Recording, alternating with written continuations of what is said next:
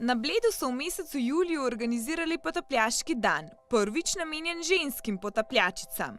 Med potapljačicami, ki so se zbrale v Veliki Zaki, je bila tudi Julija Zorko.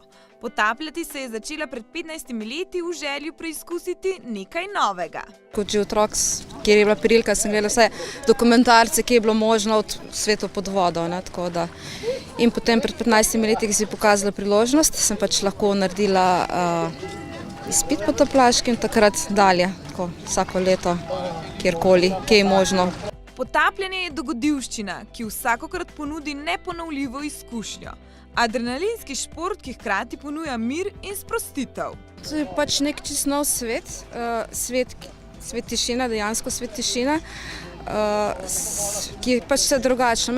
Mene recimo pomirja to zelo. Tako da v bistvu je kot neko ravnotežje med tem vsakodnevnim stresom, pa potem, ko greš enkrat pod vodo, ti kar za nekaj časa ti da napolni baterije. Enake občutke ob potapljanju doživlja tudi Nadja Koren, ki je svojo potapljaško pot začela pred 5 leti. Recimo, jaz počutim en tak mirnost, tako tisto, ki se poveže z naravo, res je super, no, meni osebno, da je en tak v stresnem življenju eno tako milino, mirnost, sprostitev. Za potapljanje je navdušil Matjaž, inštruktor potapljanja, ki pravi, da ko enkrat začneš s potapljanjem, te to zasvoji in brez tega pač ne moreš živeti. Potapljanje je kot stikalo. Če te prime je ena, če te ne prime nič. Ni nekega vmesnega območja, saj za mene kot inštruktorja, pa tudi jaz osebno sem pač ljubitelj potapljanja, velik bom rekel.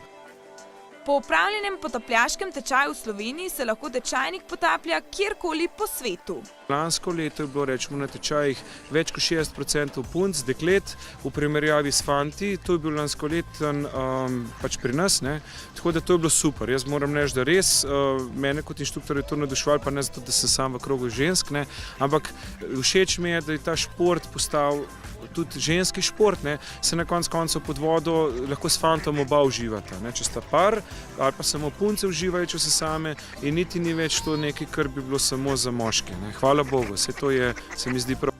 V ozadju prvega blejskega dneva potapljačic stoji PADI, največja potapljaška šola na svetu. S tem dogodkom želijo ženske spodbuditi k potapljanju.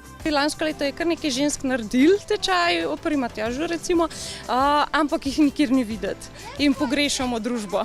Tako da bi radi spodbudili to, da bi jih bilo še več, ker pretežno je to moški šport. In s takšnimi dogodki se trudijo, da temu ne bo več tako. Združili so prijetno s koristnim. Poleg druženja in izmenjave izkušenj potapljačic in potapljačev, ki so jim pri prvem dogodku še priskočili na pomoč, so organizirali tudi tečaj prve pomoči in čistilno akcijo.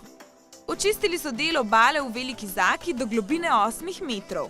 Potem je bil čas za skupno kosilo, popoldne pa še enkrat za tisto, kar vsi zbrani počnejo najraje – za potapljanje.